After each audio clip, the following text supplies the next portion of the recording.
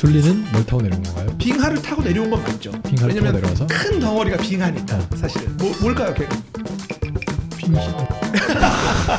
빙하기 때 미국 중부까지 얼음이 400m가 쌓여 있었다는 거예요. 지금 상상을 못 하잖아요. 안녕하세요. 극지연구소 강실장입니다. 안녕하세요. 과학 커뮤니케이터 얼음입니다. 네, 일단 기지 사는 얘기 뭐 이것저것 먹는 거, 노는 거, 네, 그리고 생활하면서 필요한 것들도 좀 얘기를 해봤고 혹시 기지 생활, PD님 혹시 기지 생활에서 궁금한 거 제가 생각보다 많이 주워들어서 알고 있습니다. 이번에 극지 영화제 같은 것도 해가지고 다른 나라랑 같이 막 네. 해서 저희 상 받고 그랬죠. 네, 영화제 맞아요. 그럼 다른 나라랑 같이 뭐 그렇게 하는 운동회 같이 뭘 하는 이벤트들이 또 있나요? 요거는 그 주변을 좀 얘기해드리면 좋은데 장보고 기지 같은 경우는 주변에 기지가 많이 없어요. 저 헬기로 한 10분 20분 거리에 이태리 기지가 있긴 한데 이태리 기지는 여름철에만 있어요. 그래서 세종 기지는 그래도 다른 나라 기지들이랑 왕래들을 해요. 예를 들어 세종 기지 30년 됐어요. 뭐 우루과이 기지 10년 됐어요. 그러면 서로 초대를 해요. 바베큐 파티도 하고 네. 그것도 남미 특유의 그 뭐 통구이 바베큐? 아사도 뭐 이런 것도 가서 드신 분도 있다고 하고. 삼겹살 파티하면 좋겠네. 그쵸. 그러니까 일단 킹 조지섬 안에 기지가 8개인가 있어요. 많아요. 8개면 리그 할 수 있겠는데요? 네. 네. 킹 조지배. 그래서 예전에 축구대회. 그런 거 했었어요. 올림픽 같은 거 했었어요. 근데 리그가 이거를 안 절단시킨 게 단절시킨 게 코로나. 코로나 하면서 기지가 막내 갈 때 한번 끊겼어요. 리그 다시 살아나야 될 것 같은데. 뭐 그걸 저희가 살아나라 이런 도 살 건 아니고 이제 기지 계신 분들이 하실 거니까. 예. 근데 어쨌든 코로나 때 그런 좀 한 번의 단절이 있었고 아쉽네요. 아까 헬기 얘기를 좀 했어요. 연구 지역 아니면 다른 기지 갈 때 그 이동할 때 헬기를 쓰신다고. 보통 그 연구할 때 이동 수단들은 뭐가 있어요?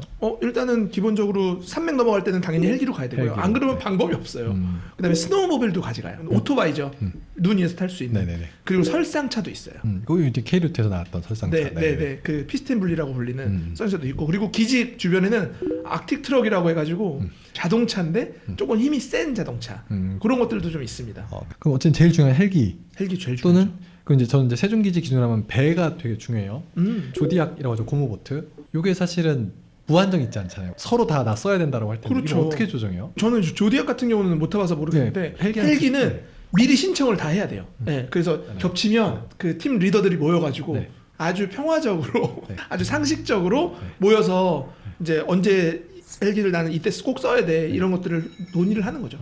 네. 그러니까 이게 사실은 내가 중요해가 아니라 다들 그 그럼요. 연구를 하려고 시간과 돈을 들여서 거기까지 가서 있는 기회를 논아야 돼서 맞습니다. 생기는 일인 거죠. 네. 내 연구가 왜 필요하고 여기 가서 이 현장 활동이 왜 필요한지를 납득을 시켜야 그럼요. 먼저 그 네. 기회를 받을 수 있으니까. 네.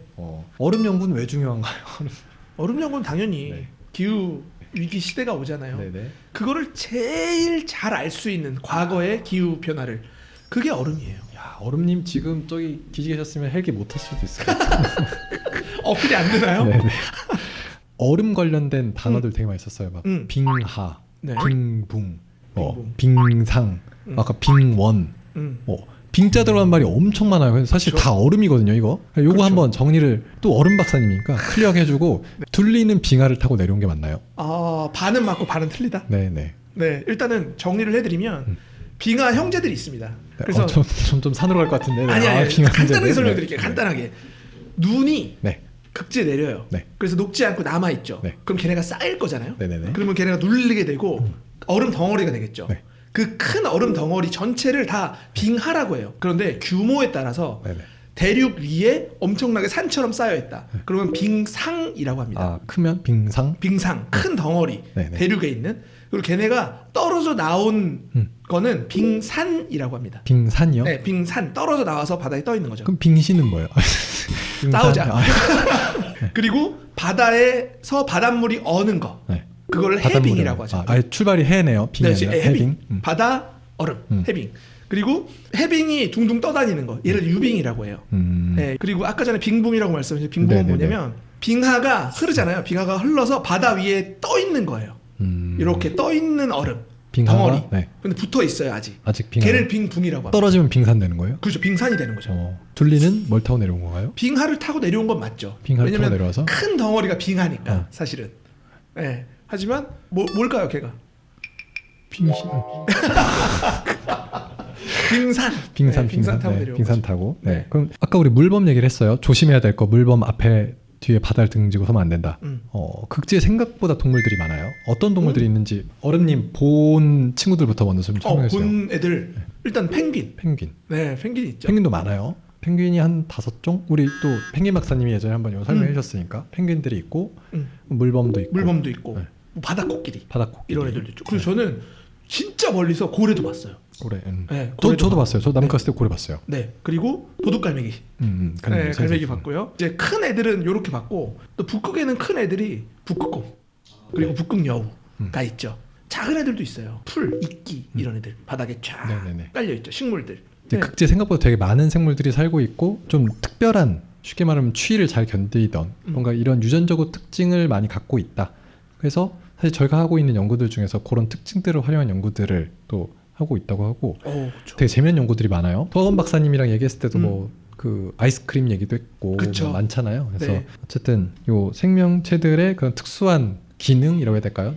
그런 생물학적 진화 과정에서 얻은 특징들을 사실 또 쓰는 것도 활용하는 것도 우리가 공부를 하고 있고 네.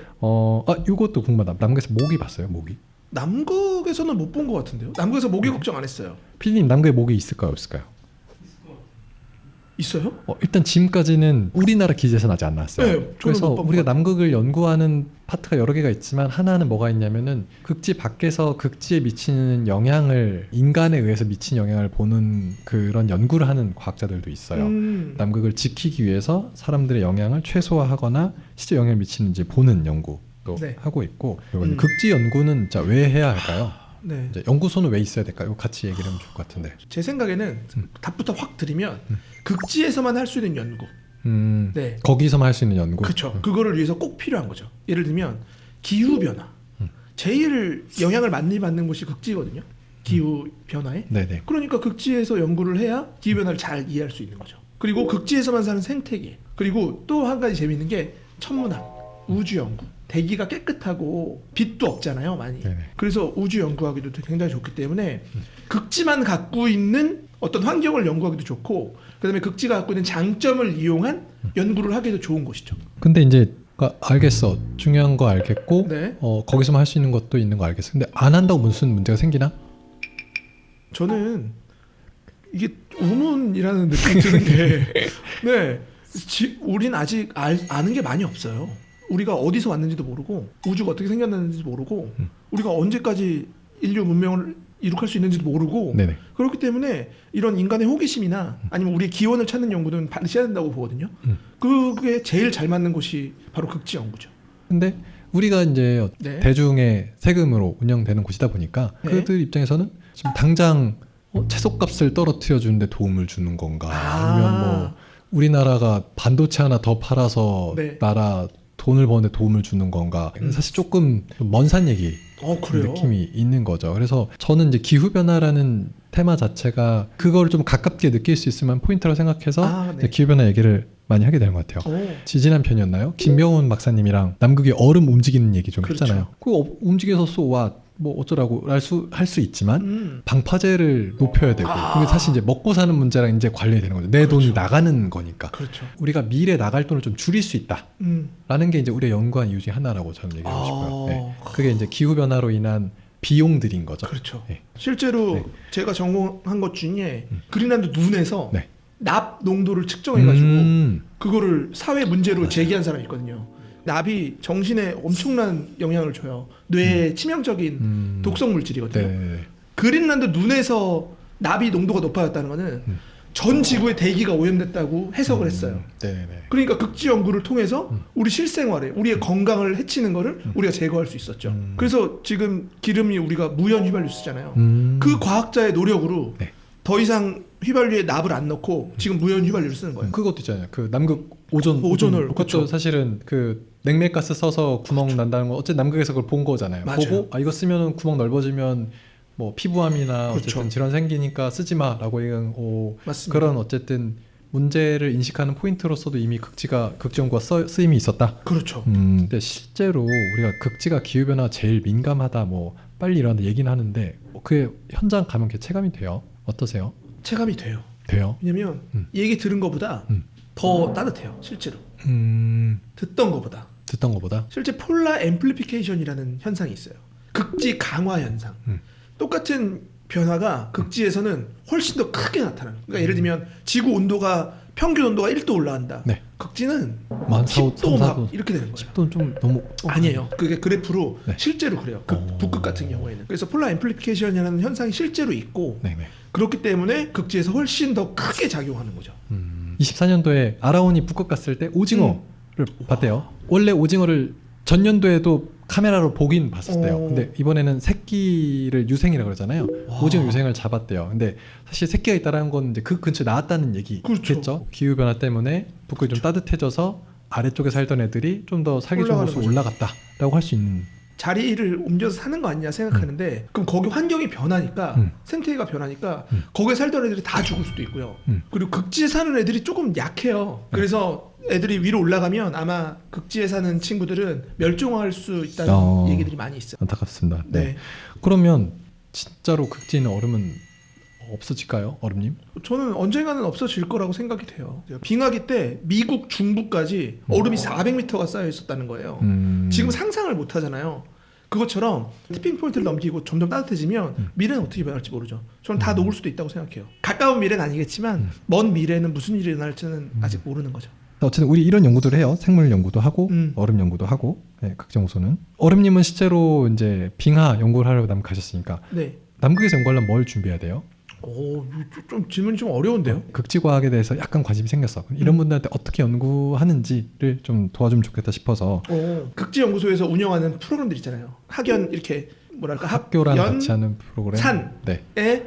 과제를 주고 예를 들면 PAP 과제라든가 이런 게 있잖아요. 얼음님의 그냥 얼음님의 얘기해 주시면. 저 같은 경우에는 사실은 이렇게 그걸 뭐라 그러죠? 이렇게 딱 픽 선택되는 거. 네. 저는 해양학과로 입학을 했는데 바다 연구를 막 열심히 하고 있는데 저 지도 교수님이 이제 야 너 여기 와서 이거 해보지 않겠어? 라고 제안을 주셨죠. 저는 운이 좋게도 저희 지도 교수님이 우리나라 1호 빙하코어 학자세요. 제가 그 첫 제자가 된 거예요. 그러니까 그래서 시작을 하게 됐어요. 그러니까 저는 운이 좋은 케이스. 해양학과 처음에 들어갔을 때 무슨 얘기를 했었냐면 외국에는 해양학과가 학부에 없다. 그러니까 각자 뭐 물리나 생물이나 이렇게 각자 공부하고 싶은 걸 공부한 다음에 그거를 나중에 해양에 적용하는 대학원의 학문이다라는 설명을 들었거든요. 뭐 미생물 같은 경우에도 미생물을 연구하다가 극지에만 있는 미생물이 있네 하면서 접근하게 되는 경우가 있거든요. 공부라는 게 그런 것 같아요. 제가 이렇게 어떤 분야가 좋아서 열심히 하다 보면 다른 길이 계속 열리게 되고 거기서 약간의 운이 있으면 네 좋은 연구를 할 수 있게 되지 않나 싶어요. 사실은 이제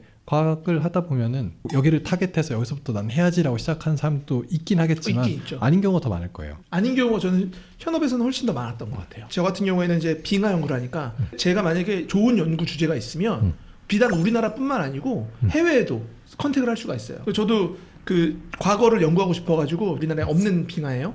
근데 덴마크나 미국 같은 데 연락을 해가지고 이 시료를 내가 이런 연구를 쓰고 싶어요 해서 받아가지고 연구를 진행한 적도 있어요. 요청하면 다 해주는 거예요? 아니면? 다는 안 해주죠. 검토를 하는 걸로? 엄격한 절차가 있고요. 네. 그리고 이것도 있잖아요. 체력이 좋아야 되냐 아니면 막 훈련을 받아야 되냐. 어른님도 좀 받으셨죠? 당연히 훈련은 받아야 되고요. 그 생존 훈련과 기본적인 해상 안전 훈련이나 육상 안전 훈련 이런 것들은 아예 집체 교육을 받습니다. 저 같은 경우에는 저 남극 가기 전에 2박 3일 훈련을 받았고 그리고 체력 훈련을 해야 되는 것도 맞는 것 같아요. 그 훈련이 4개가 있어요. 기본적으로 극지에 대한 기본 교육이 있어요. 여기서 이거 하면 안 돼, 이거 해야 돼, 이런 거 조심해야 돼라는 기본적인 교육들이 있고 그 해상 안전 교육이 있어요. 혹시라도 배가 전복되거나 그렇죠. 빠졌을 때 생존을 위한 훈련들을 실제로 요거는 그 수영장 같은 데 가서 요 구명조끼 같은 거 입고 다 받아요. 그리고 불 끄는 연습도 하고 뭐 CPR이나 이런 연습도 해요. 그렇죠. 이런 소방관 역할을 하시는 분이 있긴 한데 기본적으로 우리 모두 그거를 해결하기 위해서 나서야 되거든요. 그리고 이제 야외에서 우리가 활동을 할 때 어떻게 길을 다녀야 되는지 그리고 기지랑 어떻게 통신해야 되는지 이런 교육들을 다 묶어서 받아요. 그 4개 교육 다 받으려면 한 4일 정도 걸릴 것 같아요. 그렇죠. 이거는 기지 가는 분들 다 받는 교육. 네. 아까 체력 훈련은 제가 볼 때 캠프 하시거나 이런 분들이 아마 이게 필요한 것 같은데 이거 이제 좀 어른이 설명해 주세요. 제가 말하는 체력 훈련은 뭐 공식적인 이런 그렇죠. 이제 건 허가랑은 아니지만, 상관없는. 네. 실제로 극지에 가 보니까 제가 눈을 파서 텐트를 쳐야 되고 하루만 지나잖아요. 캠프 동안 눈이 쌓여요. 바람이 많이 불고 눈도 내리니까. 이거 되게 눈 진짜 많이 온. 매일매일 삽질을 해줘야 돼요. 안 그러면 갇힙니다. 그 러시아의 보스톡이라는 기지가 있어요. 근데 이 기지는 원래 그 눈 위에 있었어요 원래는. 그렇죠. 근데 눈이 너무너무 많이 오고 눈을 제설 다 못해서 지하가 됐어요 기지가. 눈에 갇혀서. 진짜 맞죠? 맞아요. 그리고 영국인가 어디 기지는 아예 그래서 해마다 기지를 올릴 수 있게 장치를 해놨어요. 아 올라갔어요. 네, 이렇게 돌리면 기지가 올라가요. 하여튼 캠프 나가서는 이제 그렇게 긴 기간 아니지만 그 네. 눈이 오니까 계속 삽질해야 된다. 맞습니다. 그래서 체력 훈련이 필요하다. 필요해요.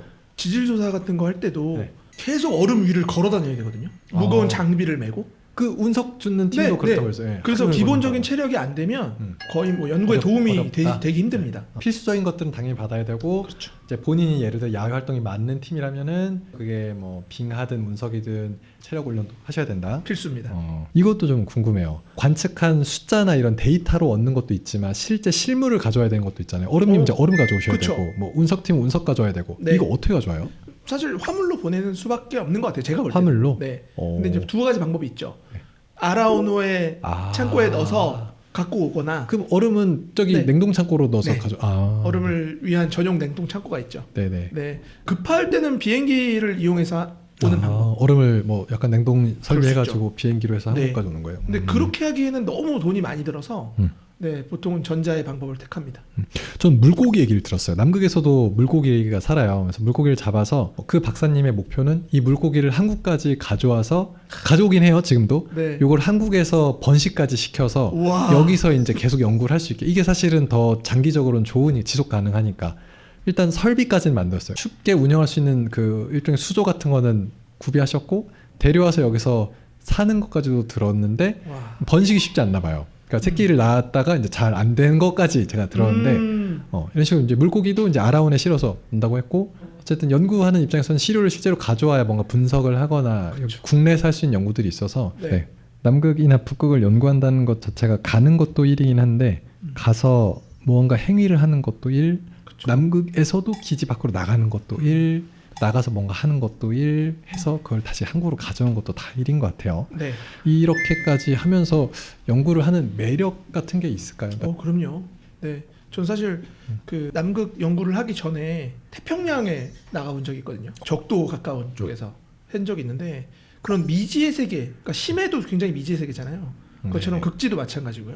그 미지의 세계를 연구하는 거에 대한 굉장한 희열이 있어요. 사람들이 자주 가보지 못하는 곳. 그러니까 우리가 얼음을 갖고 오거나 아니면 네. 물고기를 갖고 오거나 펭귄을 갖고 왔을 때 굉장히 소중한 샘플이기 때문에 그 샘플들에서 얻는 데이터의 소중함을 알면 네. 그 데이터의 소중함이 모든 걸 다 녹여주는 것 같아요. 이게 너무 약간 미화한 거 아니에요? 아니요, 저 정말 아니에요. 예. 어. 내가 힘든데 그 일을 왜 하고 싶겠어요. 그 끝에 오는 달콤함이 굉장히 좋은 거죠. 그럼 앞으로의 극정은 어떻게 될까?